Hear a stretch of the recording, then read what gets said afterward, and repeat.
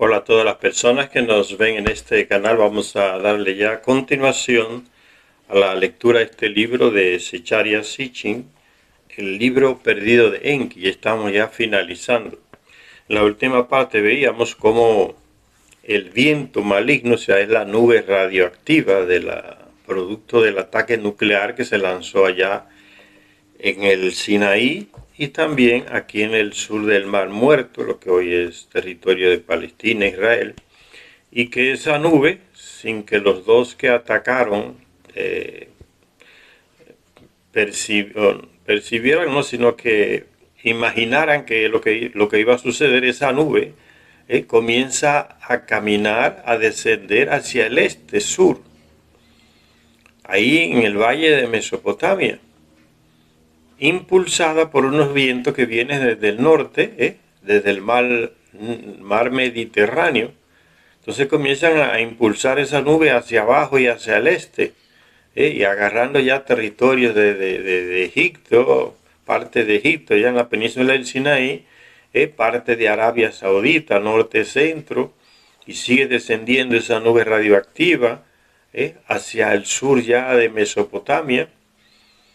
Algunas ciudades de esas que están en el valle de Mesopotamia se salvan, como es la ciudad de Babel o Babilonia actual, la ciudad donde Marduk proclamó su supremacía aquí en la tierra. Entonces, ese hecho de haberse salvado esa ciudad del camino, quedar fuera del camino de esa nube radioactiva, Marduk la toma también como otra señal de que ahora es el tiempo de él asumir el poder, porque la ciudad de él se libró de esa nube radioactiva. Dice Enki, Babili o Babel o Babilonia, donde Marduk había declarado la supremacía, se libró del viento maligno, la nube radioactiva. Todas las tierras al sur de Babili fueron devoradas por el viento maligno. También alcanzó al corazón de la segunda región. La segunda región es la región de Egipto, y alcanzó ahí, como ya les dije, parte de la península del Sinaí, y parte de ese territorio que está entre el Mar Rojo y el río Nilo. Entonces dice el corazón, porque ahí estaba ya la mayor civilización en ese territorio de África que pertenecía a los dominios de Enki. Por eso dice al corazón de la segunda región. Porque ya sabemos que la primera región es esa de Babilonia, y el valle de Babilonia. Y entonces sigue diciendo, todas las tierras al sur de Babili fueron devoradas por el viento maligno. También el viento alcanzó al corazón de la segunda región, cuando con posterioridad a la gran calamidad, Enlil y Enki se encontraron para estudiar el desastre, ¿no? Después que pasa la calamidad, la nube radioactiva que mata miles de terrestres en esa región ahí de Mesopotamia, parte de Egipto, de lo que hoy es Arabia Saudita, los dos líderes se reúnen, los dos medios hermanos, líderes en el planeta, Enki y su medio hermano Enlil, analizar la situación, ¿no? Y comienzan a hacer un análisis desde el tiempo en que ellos llegaron a la Tierra y cómo terminó la misión ahí en Mesopotamia, ¿no? Con ese fin tan trágico, fruto de las mismas guerras por el poder entre ellos, no por causa de terrestres ni nada. Pero siempre en las luchas de los Anunnaki, los terrestres son los que pagan los platos rotos.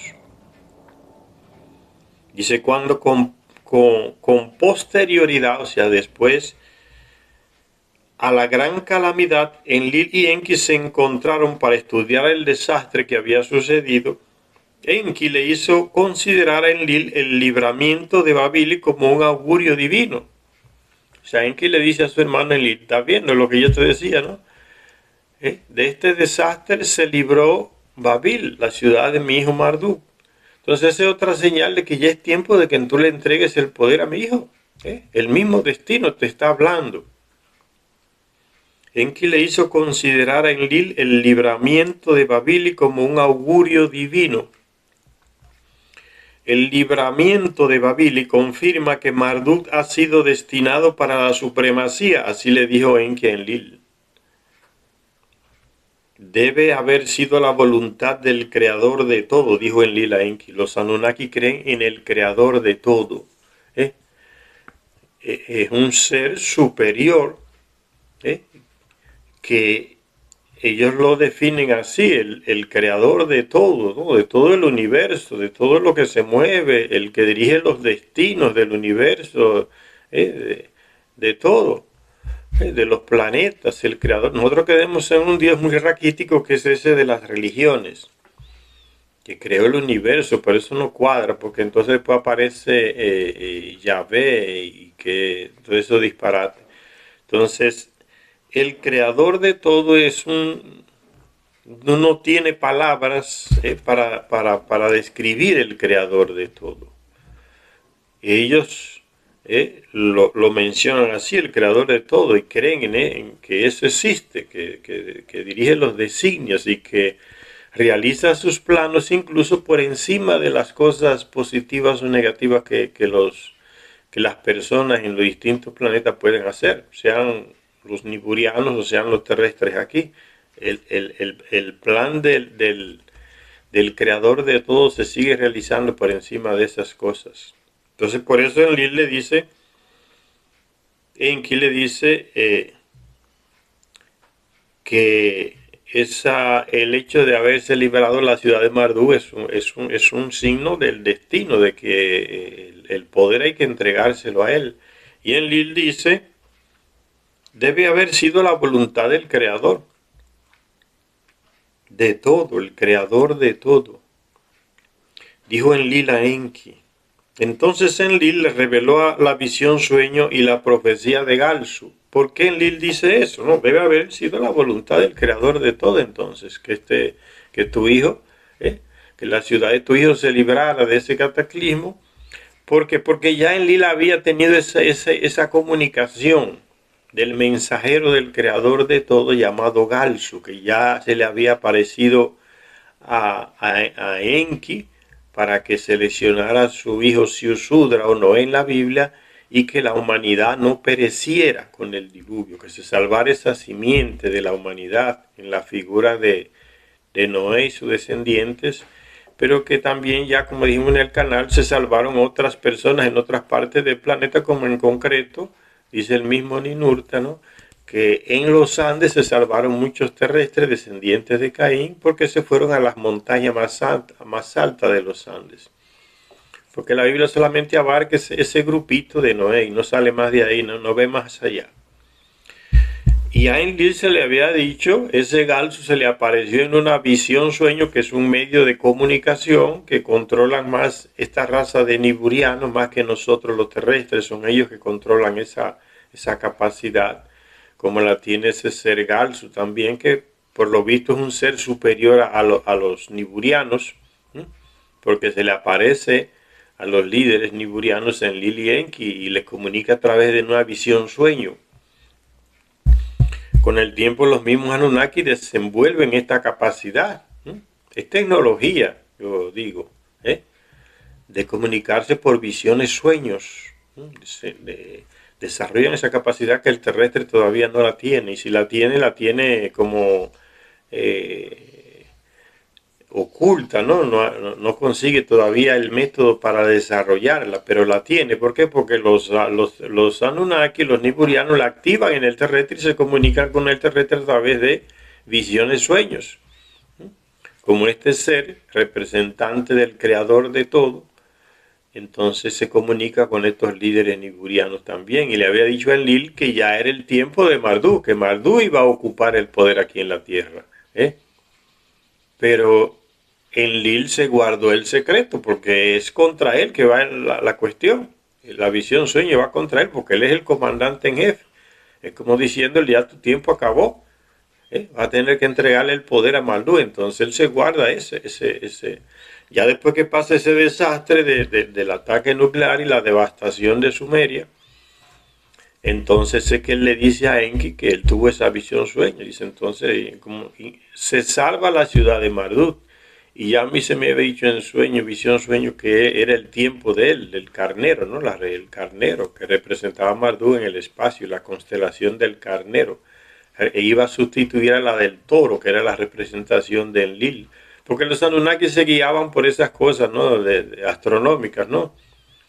Ellos mismos se designaron, ¿no? A mi representación en el espacio es la constelación del toro, entonces era Enlil, que era el comandante en jefe. A Enki se atribuyó la constelación del Acuario, porque él fue el mismo Enki fue que creó esa división de agrupaciones de estrellas en el espacio.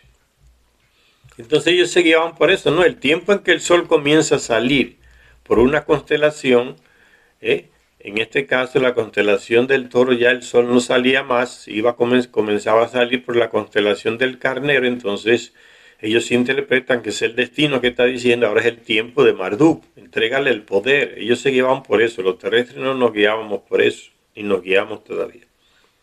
Entonces Lil ahí comienza a revelar lo que él había tenido en esa visión sueño, confirmándole a Enki que eso se me reveló en una visión sueño, que era el tiempo del carnero, pero yo me lo guardé. Dice Enlil, entonces Enlil le reveló a Enki la visión sueño y la profecía de Galsu. Y entonces Enki le reclama, bueno, si tú ya conocías eso, si eras conocedor de todo eso, ¿por qué no evitaste este desenlace? Ya tú sabías que se te había dicho por una entidad superior que tu tiempo había terminado, que había que entregarle el poder a Marduk, que era el tiempo de él. ¿Por qué no evitaste esta tragedia del ataque nuclear y diciendo, cumpliendo con esa visión sueño que se te dijo? ¿Y a quién le gusta entregar el poder así tan fácil? Entonces, él se la guardó y ahora se la dice a Enki porque ya pasó el desastre. Y también porque ya Enlil, antes de que Marduk, antes de que se lanzara el ataque nuclear para destruir el espacio puerto en el Sinaí, y las ciudades que se le habían unido a Marduk ahí en el valle del Mar Muerto, que antes eran de Enlil, antes de eso entonces Enlil ya estaba preparando, ya veía la situación, ¿no? Que el empuje de Marduk y sus ejércitos de terrestres junto con otros nipurianos que se habían casado con terrestres era imparable, que en cierto momento iban a tomar el espacio puerto, iban a tener todo el poder. Y viendo eso, Enlil le dijo a su hijo Ninurta, mira, vete del otro lado del gran mar, o sea, del océano Pacífico o Atlántico, y construye otros dominios para ti y para mí. Y ya Ninurta lo había construido donde, en los Andes. Entonces ya Enlil, después de que pase el ataque nuclear y se destruye la civilización sumeria, que era donde estaba su región, el dominio de él era Mesopotamia, el dominio de Enlil. Entonces él acepta la visión sueño y dice, está bien, yo me voy. Pero se va a otros dominios, donde no tiene competencia de Enki ni de sus hijos, que es allá aquí en los Andes. Ahí se instala, en concreto en Tiwanaku, que era el centro. Ahí instala sus dominios con Ninurta y le deja todo allá a Marduk. Entonces por eso esa aceptación no es que fue simplemente, está bien, llegó el tiempo, Marduk le voy a entregar el poder. No, los Anunnaki nunca entregan el poder tan fácil, ni los terrestres tampoco ahora. Miren Estados Unidos cómo está. Se está autodestruyendo desde dentro de Estados Unidos, cada día es peor la situación, ¿no? Y presidente que llega, lo que hace que empuja el deterioro de Estados Unidos como imperio, porque a todos los imperios le pasa lo mismo. Duran un tiempo, permanecen por unos años y después van decayendo y surgen otros centros de poder, eso es normal. Pero ¿quién le dice a Estados Unidos que entregue el poder? No, vamos mejor a meterle bomba y bomba y bomba hasta que a ver que llegamos. Pues ahora le metieron bomba a Irán y resultó que ya Irán venció al gran imperio. Ya Irán manda ahora donde no mandaba antes, donde mandaba el imperio, que era en el Golfo Pérsico. Ahora Irán es que lo controla y Estados Unidos tiene que desesperarse para que Irán firme un acuerdo. Señal de que perdió. Entonces, pero siguen amenazando con bombardear y meter bombas aquí, bombas allá, porque ningún imperio a través de la historia entrega el poder tan fácil, lo reconoce, ya no es mi tiempo. Entonces eso le pasaba a Enlil. Si eras conocedor, le reclama Enki en Lil, si eras conocedor ya de esa visión sueño, donde se te dijo que el poder iba a pasar para Marduk, mi hijo, ¿por qué no evitaste este desastre? Bien, era lógico, como dicen Lil, era lógico, mi hermano. ¿Cómo tú quieres que yo iba a entregar el poder tan fácil? Si eras conocedor de eso, ¿por qué no impediste el uso de las armas de terror? Le preguntó Enki, o sea, las armas nucleares que se utilizaron. Y responde Enlil, hermano mío, respondió Enlil a Enki con una voz apesadumbrada. Era evidente el motivo, hermano mío. Yo no podía entregar el poder tan fácil, nadie lo entrega. Era obvio el motivo, porque yo no te dije ese sueño, porque ¿eh? Era contra mí mismo, contra mi poder, el aviso que se me dio en la visión sueño. Entonces era obvio, por eso le dice a su hermano Enki, era obvio, hermano mío, porque yo no te dije el secreto, ni actué en consecuencia con lo que se me presentó en la visión sueño. Y se sigue diciendo en Lil, hermano mío, era evidente el motivo por qué no lo dije, no revelé ese secreto. Y entonces comienza a ser como un relatorio de la llegada de ellos aquí a la tierra. Sigue diciendo Enlil, tras tu llegada a la tierra, ¿no? El primero que llegó fue Enki con 50 Anunnakis. Enlil llegó después a asumir el poder de Enki, como le dio como un golpe de estado ordenado por su padre Anu, ¿no? Para que vete a la tierra y sustituya a Enki. Y eso a Enki le dolía también. Le dicen Lila Enki, tras tu llegada a la tierra, cada vez que la misión se veía obstaculizada, encontrábamos una forma de eludir los obstáculos. De ahí la creación de los terrestres, que fue la gran solución que tú mismo planteaste para que los Anunnaki no siguieran rebelándose contra nosotros. Entonces, Enki le dio la solución cuando los Anunnaki se cansaron más de miles de años trabajando en las minas de África, sacando el oro, derrengados allá metidos en esos agujeros profundos debajo de la tierra. Dijeron, esto no lo aguanta nadie. Entonces se rebelaron y quemaron las armas y fueron hasta intentar capturar el Enlil, que fue llamado allá para que viera la revuelta que había entre ellos mismos. El terrestre no había sido creado. Entonces Enlil le dijo a Enki, mira, búscate una solución a esta cuestión, porque si no, yo lo soy capaz de mandar a matarlo todo, aunque sean niburianos como yo. Y Enki dijo, yo tengo una solución. Entonces habló entonces de crear, hacer una manipulación genética y crear el trabajador primitivo, o sea que un terrestre que se asumiera el trabajo duro de los niburianos en las minas. Y ahí se creó entonces el terrestre primitivo. Y ese fue el punto de arranque de otra situación imprevista en el planeta. Ellos no vinieron con esa premonición de crear algún ser aquí. Fue la situación que trajo otra situación. Se rebelaron los niburianos que estaban en las minas y para evitar un desastre y que se detuviera el oro que había que enviar a Nibiru urgentemente, una necesidad vital,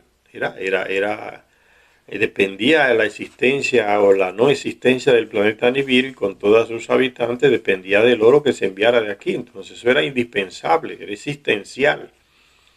La solución fue esa, bueno, para evitar este problema Enki propuso eso y Enlil lo aceptó a rajatabla, pero lo aceptó, la solución. Creemos un ser que nos sustituye en las minas. Se creó el trabajador primitivo, un terrestre, con mezcla de un ser de aquí de la tierra y otro ser, y otro de uno de ellos, de Niburiano.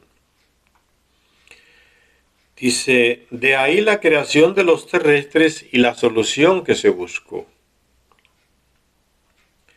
Fue también una fuente de miles de giros y vueltas no deseados. Llegamos aquí a buscar oro y terminado creando un ser que después nos sustituye a nosotros mismos en el planeta.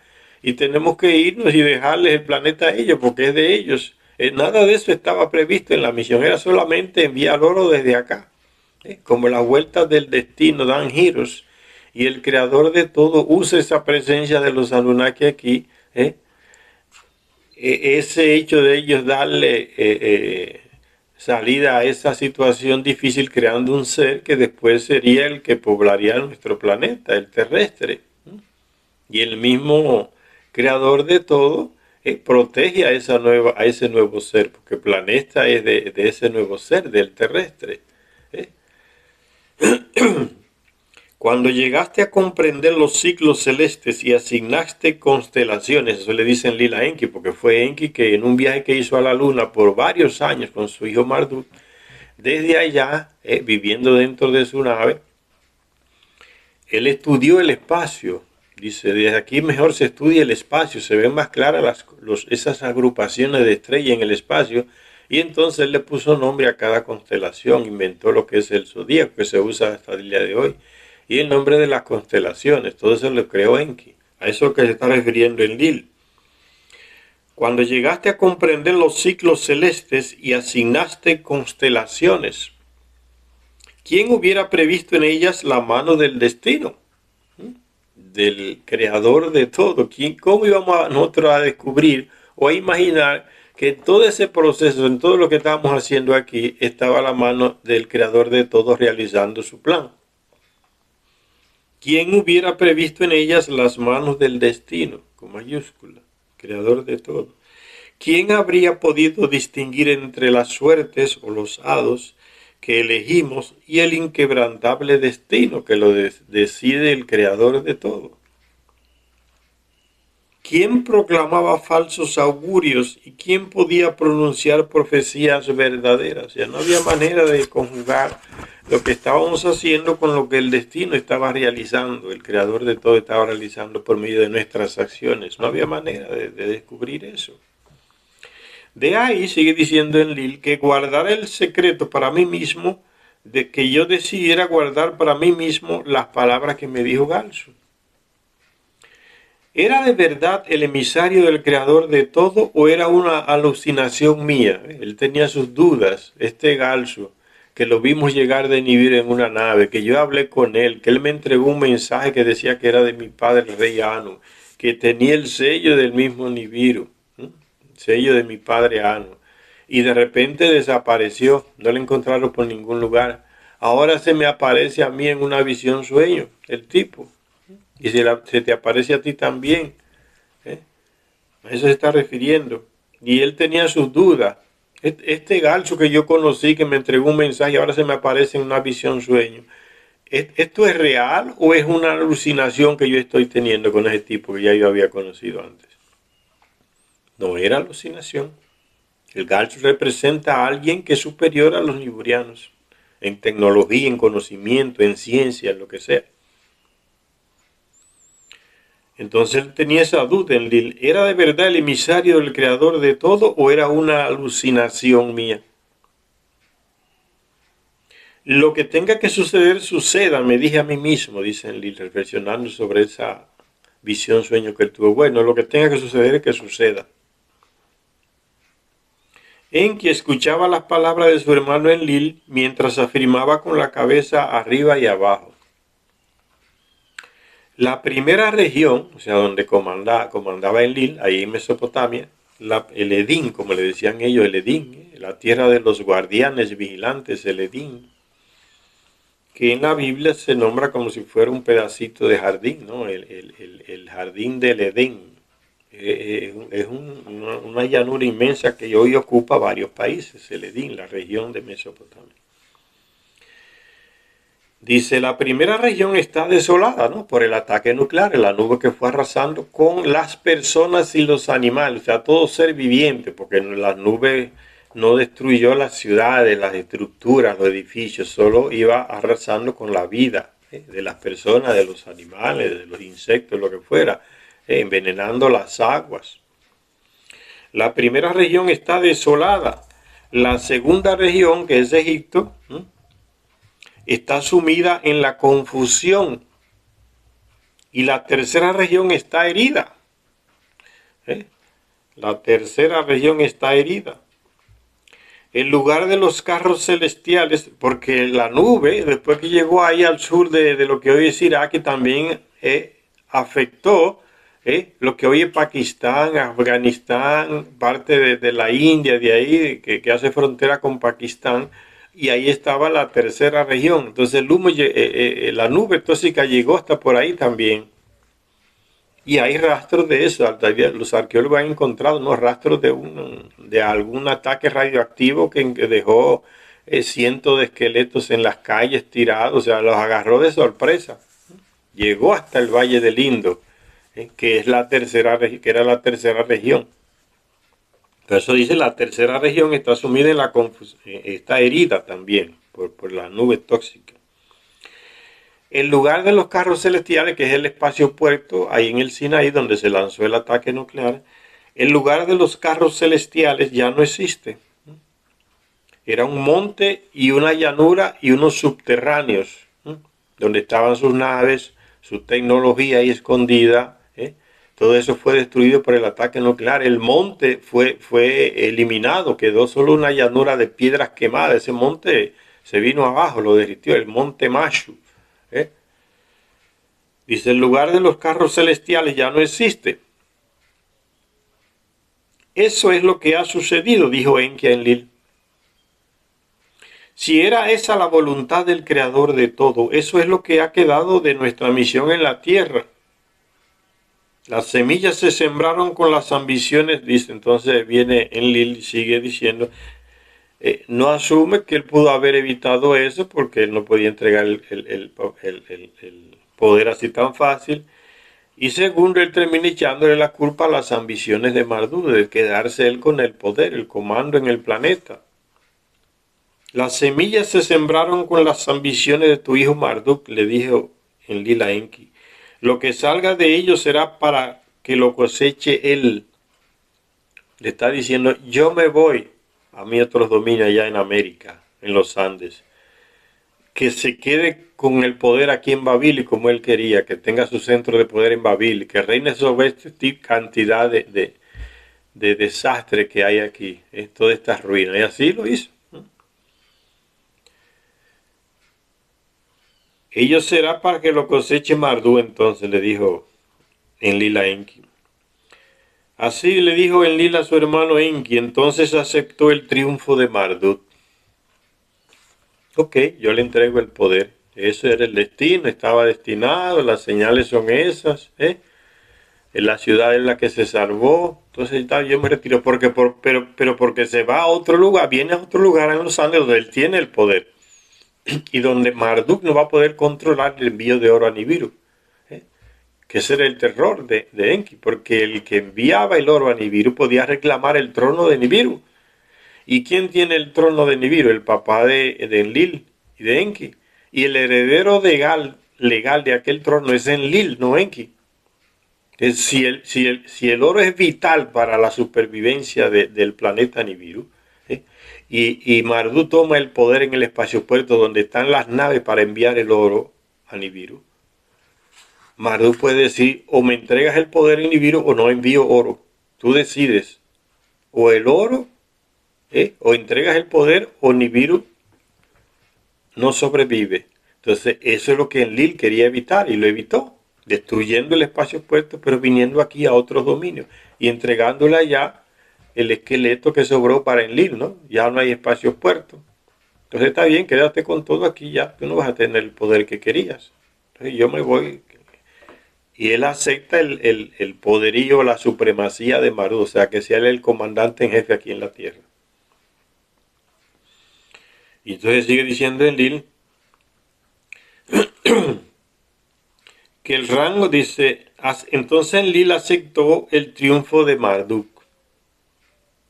Que el rango de 50 que tenía pensado para mi hijo Ninurta, ¿no? Ellos tenían rangos por números. El 60 del rey Anu en Nibiru. El 50 es de su hijo Enlil aquí en la tierra, que es el comandante en jefe y el heredero legal del trono de Nibiru. Y Enlil, que es el 50, le da el 50 también a su hijo Ninurta, que sería el heredero de Enlil en el poder, aquí y en Nibiru también. Entonces ese número, como señal de que renuncia ya a la supremacía, ya no tiene nada que hacer en esa región ahí, Mesopotamia, que ya no hay nada, arrasó todo, ya la tecnología nuestra no está ahí más, que se quede Marduk con todo esto aquí, yo me voy hasta el número 50 que yo tenía, designado para mi hijo Ninurta como mi sucesor, yo se lo doy a Marduk, que reine él como el número 50, el principal de todos. Que el rango de 50 que tenía pensado para Ninurta le sea dado en su lugar a Marduk. Que Marduk declare su supremacía sobre la desolación, sobre la desolación en las regiones, la supremacía de él en las regiones, tanto en la tercera, en la primera, en la segunda y en la cuarta, que es la del Sinaí, que fue destruida. Ok, que declare su supremacía encima de todas esas ruinas. Eso era lo que él quería, pues que la declare. Yo le entrego hasta el número mío que tengo. Que Marduk declare su supremacía sobre la desolación en las regiones. En cuanto a mí y mi hijo Ninurta, sigue diciendo Enlil a su hermano Enki, no nos vamos a interponer más en el camino de Marduk. Partiremos hacia las tierras de más allá de los océanos, aquí en los Andes, Tiwanaku. Partiremos hacia las tierras de más allá de los océanos por lo que vinimos. Llevaremos a término la misión de obtener oro para Nibiru. Ya el oro no se va a sacar en las minas de África porque fueron inundadas por el diluvio. Entonces Ninurta descubrió otra fuente de oro, mejor oro, más purificado, más limpio, para enviarlo a Nibiru, y una cantidad de oro que se tapó el agujero de Nibiru y siguió sobrando oro hasta el día de hoy. El oro que descendía de las montañas de los Andes a través de los ríos, en forma de pepitas que solo había que lavar en los ríos. Utilizar al terrestre que sobrevivió en los Andes del descendiente de Caín, y que se fue expandiendo, y lo usaron entonces para extraer el oro de esos ríos que venían y de ahí se fue Anu, de ahí se fue varias naves con oro hacia Nibiru. Y el mismo rey dijo, no, aquí hay oro ya para lo que necesitamos y va a sobrar. Entonces por eso dice Enlil que vamos a continuar con el envío de oro, pero ya no de aquí. El oro ahora lo vamos a enviar desde allá, desde Tiwanaku, los Andes. Interesante, ¿no? Cómo los europeos vienen aquí, siguen el mismo camino de los Anunnaki. Los españoles, los portugueses llegaron por el oro. Simplemente estaban siguiendo el camino que estos niburianos ya habían iniciado. El oro está en los Andes ahora. Y los españoles vienen por el oro, como si les sirviera de alimento. Para el Anunnaki es existencial. Porque si no hay oro, el planeta se destruye. Se va a la atmósfera por aquel agujero. Existencial. Y el indígena de aquí ve que el español llega y parece que el oro para él es existencial, es como que le sirve de alimento, porque por el oro es que arrasa con todo y conquista todo y mata y no para. Simplemente estaban siguiendo el camino de estos niburianos aquí en la tierra. Venimos a procurar oro. En cuanto a mí, a mi hijo Ninurta, partiremos hacia las tierras de más allá de los océanos, por lo que vinimos. Llevaremos a término la misión de obtener oro para Nibiru, desde allá ahora. Eso ya lo tenía Enlil planeado, ya lo había realizado aquí, por eso él acepta que se destruya el espaciopuerto en el Sinaí, porque ya tenía otra opción aquí en los Andes. Tenía una plataforma de aterrizaje, como la tenía ya en el Líbano, para sus naves. Esa plataforma es lo que los chinelos le llaman el enladrillado. Piedras de toneladas de peso allá, 3.000 kilómetros de altura, bien alisadas, rellenadas, una llanura en una montaña altísima. Y esas piedras de toneladas de peso, aplanadas, ¿para qué? Para soportar el peso de las naves que salían y llegaban ahí. Ahí estaba el enladrillado, en una de las regiones centrales de Chile. Entonces tenía toda su estructura, aunque más rústica, pero tenía toda la estructura aquí para seguir con lo esencial, que era seguir enviando el oro a Nibiru y no dejarlo que Marduk lo controlara desde aquí. Dice, llevaremos a término la misión de obtener oro para Nibiru, aquí en los Andes. Así le dijo Enlil a Enki. Había abatimiento en sus palabras, en las palabras de Enlil, ¿no? Dejar el poder a todo el mundo que lo tiene lo pone triste, ¿no? Estaba abatido. ¿Habrían sido diferentes las cosas si no se hubieran usado las armas de terror? Cuestionó Enki a su hermano Enlil. ¿Quién lo iba a saber? Esto es lo que le dicen. ¿Y cómo íbamos a saber que iba a ser diferente las cosas? Y si no hubiéramos escuchado las palabras de Galsu, que nos dijo que no volviéramos a Nibiru porque si volvíamos era para morir. Y si no hubiéramos escuchado las palabras de Galsu para que no volviéramos a Nibiru, replicó Enlil.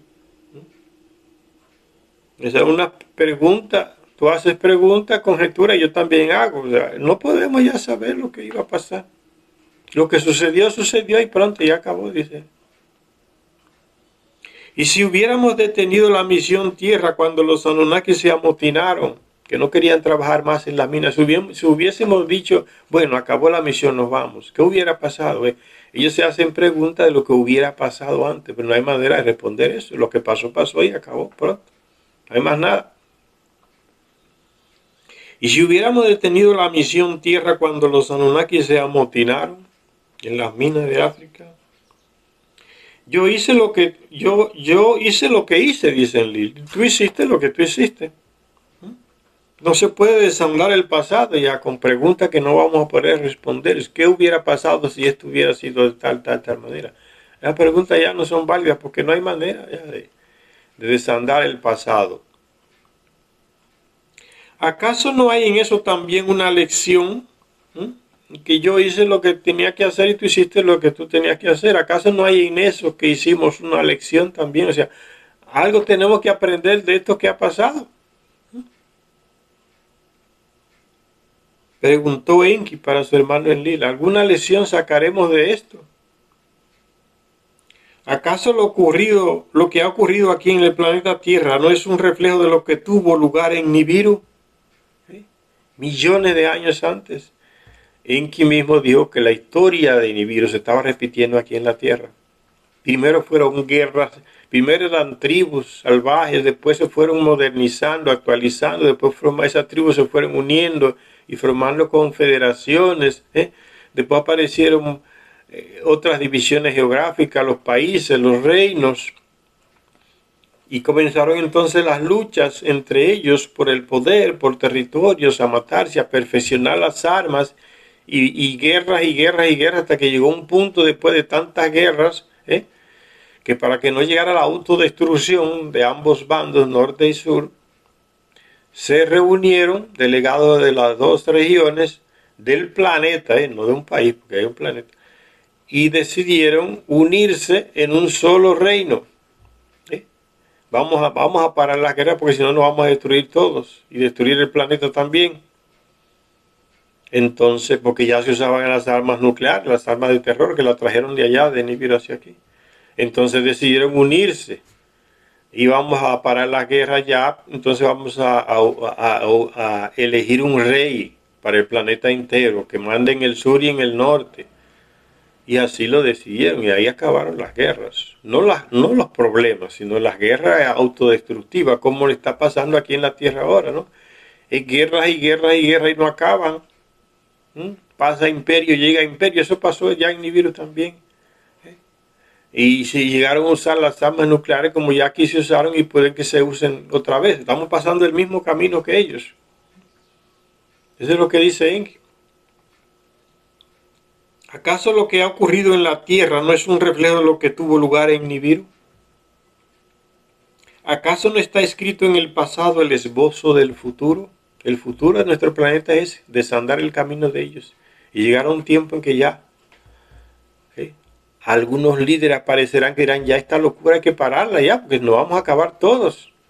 Hay que llegar a un acuerdo. Todas las guerras llegan a un acuerdo, porque si no se autodestruyen los que están luchando. Y ese es el camino. Pasarán muchas guerras y muchas guerras, no saben cuántas, y destrucciones. Pero llegará un tiempo en que ya aparecerán líderes que dirán, bueno, ya basta, ya, nos estamos matando entre nosotros mismos, ¿a dónde vamos así? ¿Acaso no está escrito en el pasado el esbozo del futuro? ¿Repetirá la humanidad aquí en el planeta, creada a nuestra imagen y semejanza, nuestros logros y fracasos? Lo estamos repitiendo. Vamos detrás de ello en todos los sentidos, Señor, en todos los sentidos. A nivel de tecnología, de producir armas para autodestruirnos, de viajes al espacio, vamos detrás de ello. Ya el terrestre está viajando al espacio detrás de ellos, los maestros, los que nos enseñaron, que vinieron en sus naves de allá y sabían todo de los sistemas. Vamos detrás de ellos ya, y en ese plano va, ¿no? El futuro nuestro está igual que ellos, ¿no? En el universo. Otros mundos, otros planetas. Enlil guardó silencio. Cuando se puso en pie para marcharse, Enki tendió el brazo. Como decirle, nos vamos a despedir ahora, tú te vas a tus territorios allá, en el otro lado del océano, yo me quedo aquí. Y no se sabe si nos vamos a volver a ver. Y entonces Enki toma la iniciativa y le extiende el brazo a su hermano. Y Enlil lo acepta, dice.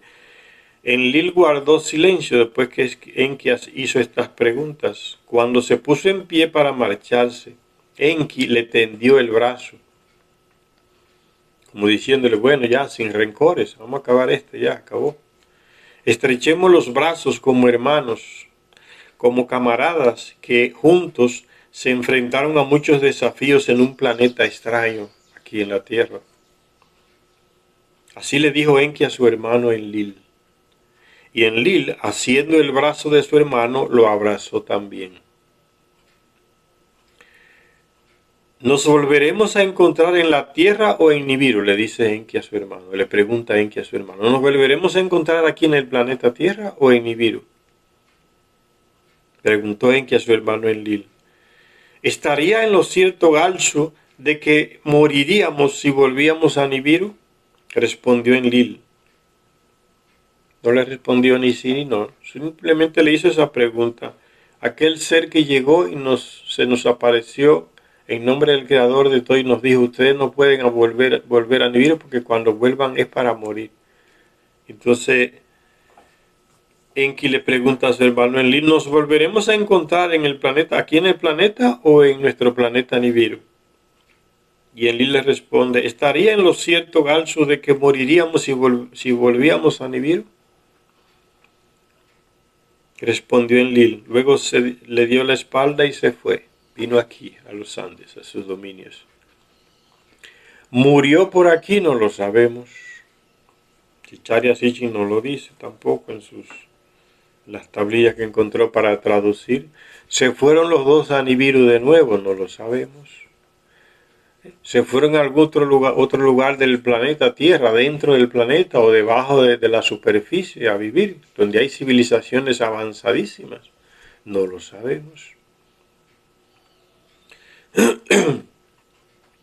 Enki quedó solo después que Enlil se fue, acompañado tan solo por los pensamientos de su corazón. Se sentó y reflexionó sobre cómo había comenzado todo desde el principio que ellos llegaron a la Tierra y cómo había terminado en esa situación catastrófica. La región arrasada, donde ellos llegaron por la primera vez, ahí Mesopotamia, por un ataque nuclear, lo que Enki todo el tiempo quiso evitar, sucedió.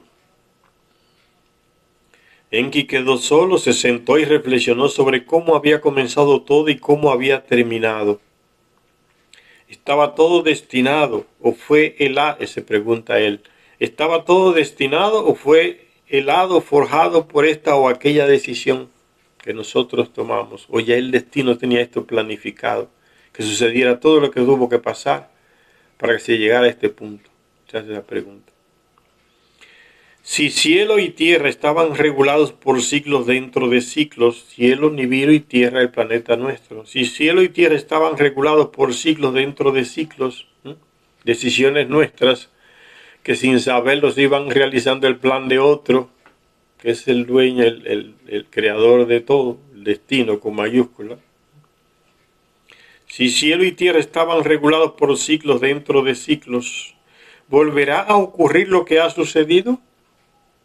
¿Acaso el pasado es el futuro?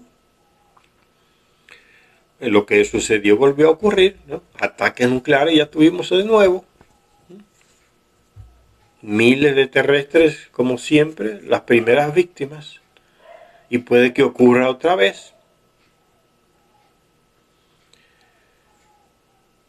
¿Volverá a ocurrir lo que ha sucedido? ¿Acaso el pasado es el futuro? ¿Imitarán los terrestres a los niburianos?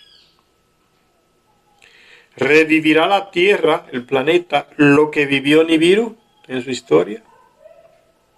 El primero en llegar será el último en partir, dice Enki. Asediado por sus pensamientos, ¿el primero en llegar será el último en partir?, se preguntó él, como definitivamente. Asediado por sus pensamientos, Enki tomó una decisión. De todos los acontecimientos y decisiones, comenzando desde Nibiru hasta este día en la Tierra, tomar nota para que fuera una guía para generaciones futuras. Entonces, después que Enlil se va, Enki toma una decisión. Voy a escribir todo lo que pasó desde que llegué desde Nibiru hasta lo que pasó hasta el día de hoy, para que quede escrito y que las generaciones futuras lo lean y vean. Y descubran por ellos mismos si en el pasado está el futuro de ellos aquí. El fruto de eso que él escribe es este libro perdido de Enki, las tablillas que Zecharia Sitchin traduce, que están secuestradas ya en varios museos de Inglaterra, Alemania, Francia, Estados Unidos, y las traduce, y allá las tienen y no las traducen. Entonces, todas estas cosas no llegan por ese trabajo de ese gran hombre que murió en el 2010. Es parte de nuestra historia, señores. Los europeos que descubrieron estas tablillas quisieron presentar todo esto como mitología. Zecharia Sitchin, no, esto no es mitología, eso es parte de nuestra historia humana. La humanidad debe saber esto y por eso lo publica. Con problemas que tuvo, pero fue el único que publicó todo esto, parte de nuestra historia, ¿no? Si no tuviéramos en una ignorancia horrible, si no las religiones no estuvieran con la mente oscura, y estas cosas no se hubiesen revelado, él no la hubiese dejado escrita para nosotros hoy y para otras generaciones que vendrán.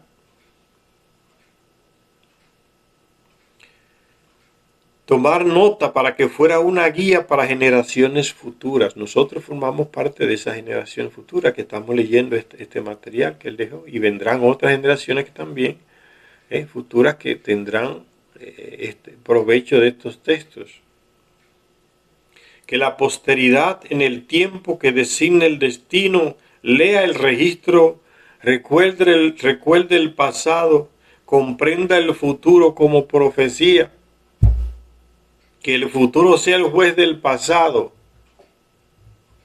Es una lección para nosotros y para otras generaciones que vienen. Estas son las palabras de Enki, primogénito de Anu de Nibiru, dictadas a Enduxar, un siervo de él que vivía ahí en Mesopotamia y que se salvó de la nube tóxica. Aquí, señores, termina el libro perdido de Enki. Esperamos que esta lectura les haya ayudado, relacionando todo con lo que pasa hoy, para que estas lecturas no aparezcan como una lectura del pasado. Gracias a todas y a todos que nos ven en este canal.